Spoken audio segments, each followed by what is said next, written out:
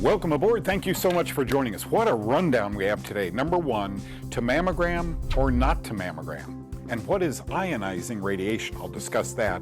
Erin Porter has written a book, how she turned her health around by identifying fungus as the cause of her ill health. Nurse Jenny is here to talk about organic chicken. And then fungal statistics. Yeah, we found about 1,000 fungal poisons, but how many are still out there? Dr. Sharon Snyder is here to talk about fungal eye conditions, and then I'll follow up with that to talk about, is the vitreous humor in the eye really nature's fungal hot tubs? All that and more on this, Know the Cause. My name is Doug Kaufman. For the past 40 years, I've dedicated my life and even my career to finding the root cause of disease. Join me in a team of physicians, pharmacists, and scientists, and soon you too will know the cause.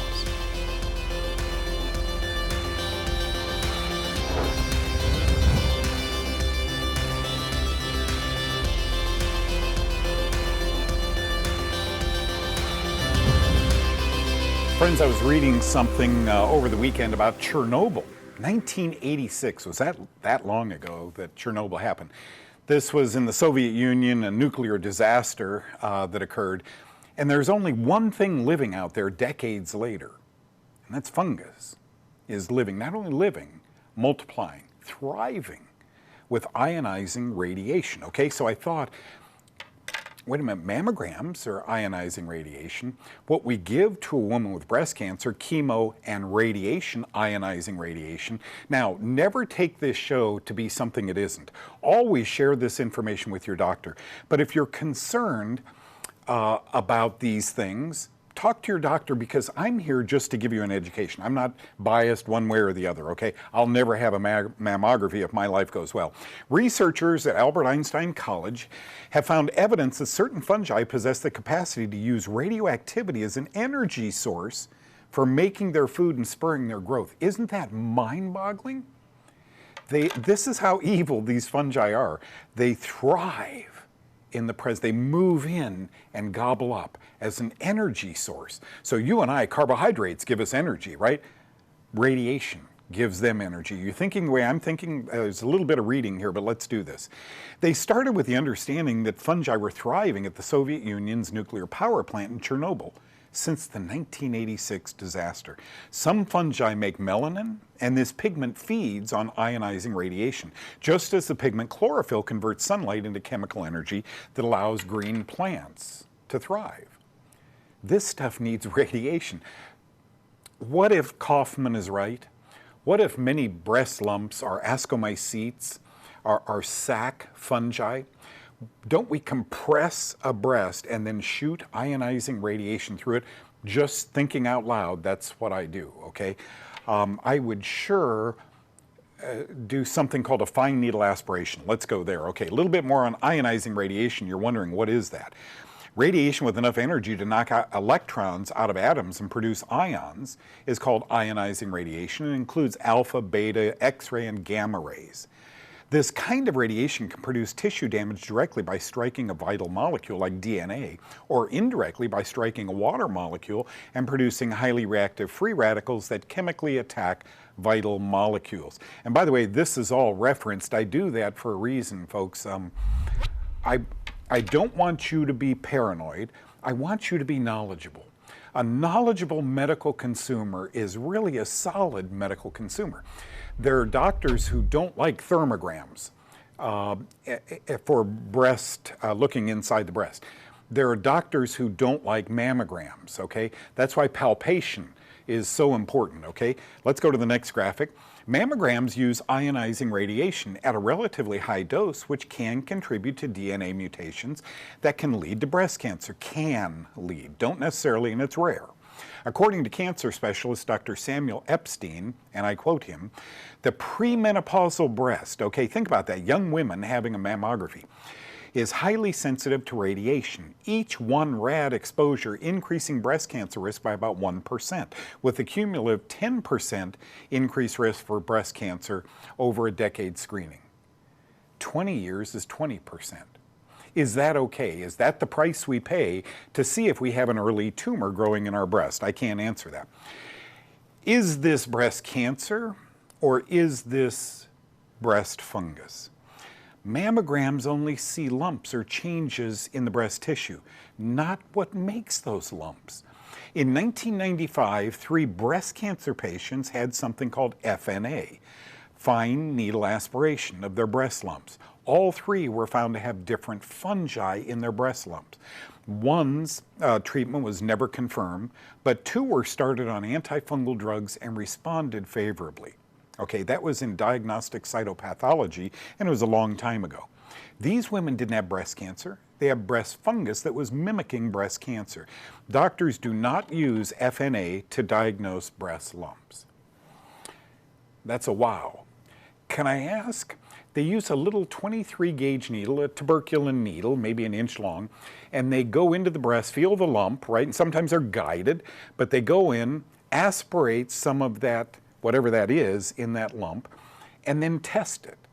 Folks, they're always looking for cancer. They never look for fungus. No physician would ever believe that fungi can grow in these lumps and look like breast cancer, but in fact, science is growing in this area, and fine needle aspiration cytology, FNAC, or fine needle FNAC, is used rarely.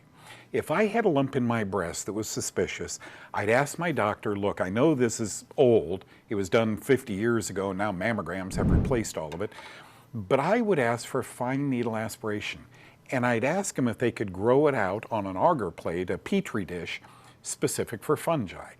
Does that little lump have fungi in it? Then doctor, could I begin starving fungus throughout my body, and could I go on an antifungal drug? Sporanox has been approved for cancer treatment here in America. Sporanox just kills toenail fungus. So obviously it would get in the bloodstream and help with that lump if it is fungal. Sometimes it isn't, it's really cancer, but sometimes it is, and that's what this show dwells on. Hope that helped.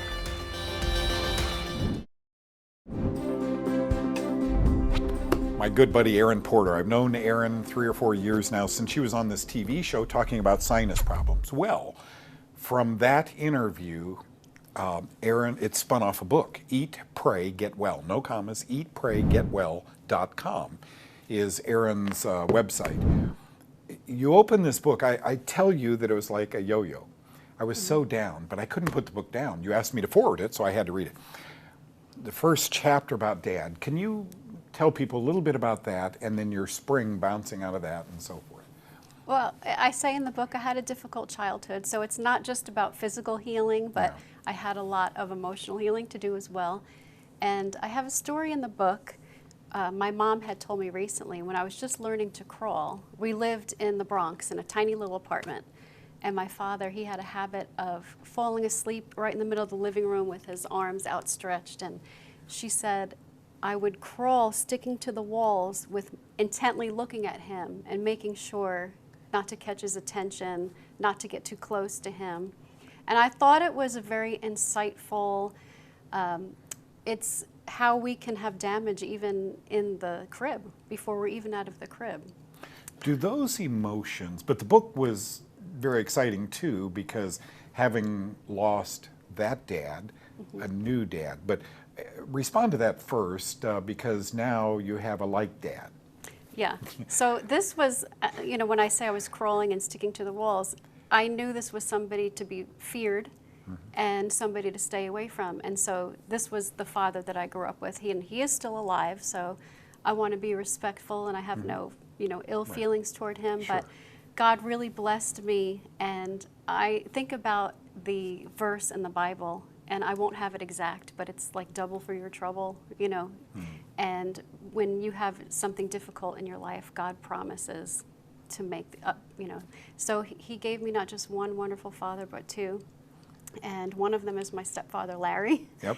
And then my new husband, Bob, he was actually married to a friend of mine who passed away of melanoma. And her dying wish, which I found out much later, was for him to move on, and she wanted him to move on with me.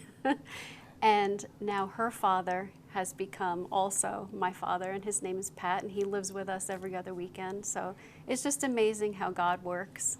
It's a book of initial rejection, but Right. success. And you really say that although there were doctors and there was no the cause in the middle of all this, that God was the healer. God was absolutely the healer. He kept sending me people in my life, and I had a deep root of rejection all throughout my life. And social anxiety, because I never really knew where did I fit in, not having a parent that loved me and showed me, affection, or could say, you're good, you're a good kid. So I had that, and I struggled with that. And I got to a point where, God, you healed me physically. What can you do for me emotionally? Because I still have these old wounds from childhood. And he did. And so I talk about that in the book, that It's so God good. can heal anything and resurrect anything. And that's what I mean. Now that you're recalling all of it, it's the yo-yo. The first chapter, I'm going, no way, this happened to my friend, and then wham, it came back. You talk about just junk food, junk food, junk food, junk food, and you would think with the years of antibiotics you've been on and with all the junk food that my book, The Fungus Linked to Weight Problems, would fit you perfectly, but fortunately you bounced out of that too. You're not morbidly obese. No, I never gained weight for some reason. And great. all I ate was fast food and sugar. That was my diet. No fruits, no vegetables. Didn't one of these doctors, you said you saw 30 or 40 doctors, didn't one of them ask you about? Never. No? Never. Except for, of course, Dr. Donald Dennis. Yeah. He's Yeah. very interested in where you're living. Is it moldy? Are you eating moldy foods? And he's in Atlanta. He's because- in Atlanta, Georgia. Yes, and he's Yeah. much like you. Let's get to the root cause. Let's not write a script and cover it up. Let's actually get to the cause. I'll tell you, the life spent here is such a lesson. That lesson is expounded upon in a book called Eat, Pray, Get Well. Her URL is the same, Eat, Pray, Get Well. Erin Porter is my guest. Where can people get the book? Can they get it on your website? You can get it on my website, eatpraygetwell.com, and it's also on Amazon. Okay, good. So you can get the book in many ways. The diet, the glossy pictures, I love. Look at that for a glossy picture. Come on, guys. Thank you for writing the book. Thank you for opening so many eyes. Thank you for caring. Thanks for having me, Deb. You bet. Hi, I'm Jenny Hrabacek, here with the Cancer Connection. Last week I went to my local grocery store looking to buy an organic chicken. My plan was to use the whole chicken, bones and all, to make a pot of homemade soup and then continue to cook the bones to replenish my freezer's supply of bone broth. But all I could do was find 3 whole chickens whose label read, no added hormones or antibiotics added. Who knows what that really means? I was looking for the organic label for an organic pasture-raised chicken. So here's the solution. Check out www.eatwild.com. Eat Wild was founded in 2001. Its mission is to share the benefits of choosing meat, eggs, and dairy products from 100% grass-fed animals or other non-ruminant animals who are fed their natural diets. Eat Wild is now the #1 source for information about pasture-raised farming and features a state-by-state directory of local farmers who sell directly to the consumer. For Know the Cause, I'm Jenny Hrabacek.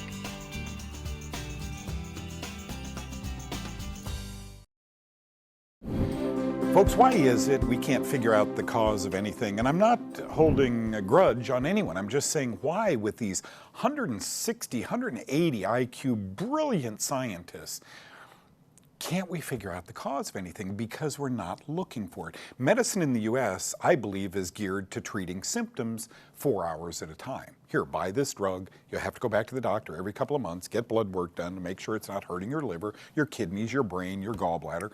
Then have more drugs. And we can hush your symptoms for 4 to 6 hours at a time. Why can't we figure out the cause?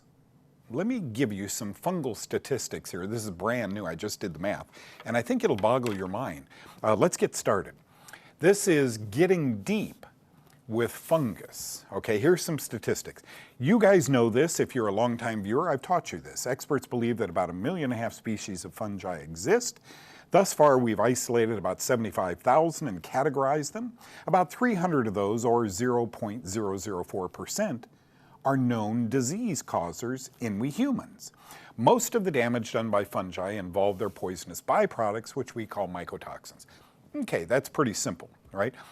But of that 1.5 million, we've only discovered 0.004%. That's a tiny number. You know where I'm going with this. That means a huge number is out there to cause problems. We haven't discovered them yet. Each disease-causing fungi, they're called pathogenic fungi, can make several poisonous mycotoxins. Let's just argue, and I think this is close to accurate, that we've discovered about 1,000 mycotoxins currently exist or are known to be disease-causing, right? Because we have discovered 300 pathogenic molds or yeasts or fungi, and of those, some make 1 or 2, some make 3 or 4 mycotoxins. I think the number's higher, but let's argue there's 1,000 of them that we know about today. If 0.004 is multiplied to the approximate 1.47000 fungal species that have yet to be discovered, we'd have an approximate idea of about how many of these disease-causing fungi there are globally. If there's a lot of ifs here. If there are 1.5 million, obviously, folks, we won't be around for them to discover the 1.5 millionth species. They're not working very quick at this. Oh, the bacteria we got a handle on. Oh, the viruses. Fungi, to most in the medical profession are kind of insignificant. They can't hurt people. How do you know? Because there's only a handful of antifungal drugs, but there's hundreds of antibiotics. So that teaches a young, impressionable 24-year-old in medical school, yeah, don't worry so much about the fungi. What if fungi were the cause of most of our diseases, as I believe they are? Okay, let's look at the next graphic. How many disease-causing fungi are out there? Okay, with 300 already discovered out of the 75,000 identified fungi, this leaves about 5,880 diseases that are caused by fungi that have yet to be discovered. And I'll reread that because I said it wrong. This leaves about 5,880 disease-causing fungi that have yet to be discovered. If 300 currently discovered make approximately 1,000 poisonous mycotoxins, then there are approximately 19,600 additional poisonous mycotoxins that have yet to be discovered. Wow. 20,000 mycotoxins? We know some of them cause diabetes. It's how we give laboratory animals, and other cancer. We give mycotoxins to animals and they get cancer. And there's 20,000 of them we don't know about. Okay, why is all of this relevant? Currently, the International Academy for Research on Cancer, IRAC, has published that 6 fungal mycotoxins are either possible human carcinogens or known human carcinogens. That means that a potential additional 118 cancer-causing agents called mycotoxins have yet to be identified. And then look at my little note at the bottom there. Perhaps this fact is why our brightest and best cannot determine the cause of cancer or other diseases. Okay?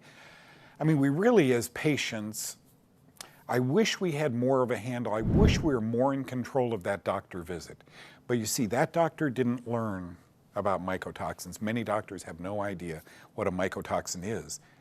What if they were really the etiology, the cause of very serious illnesses? We now know they are, but they don't know enough yet. Hopefully with this show, they and you will continue to learn. We caught up with Dr. Sharon Snyder at one of the big meetings out in Florida and talked to her, she's an eye doctor, about eye fungal conditions. Her responses were just great. Then I want to follow that up by educating you a little bit. We all have fluid in the eyes, and whereas it's 70 degrees out here, it's 30 degrees warmer in here. Fungus loves liquid and heat. Watch this.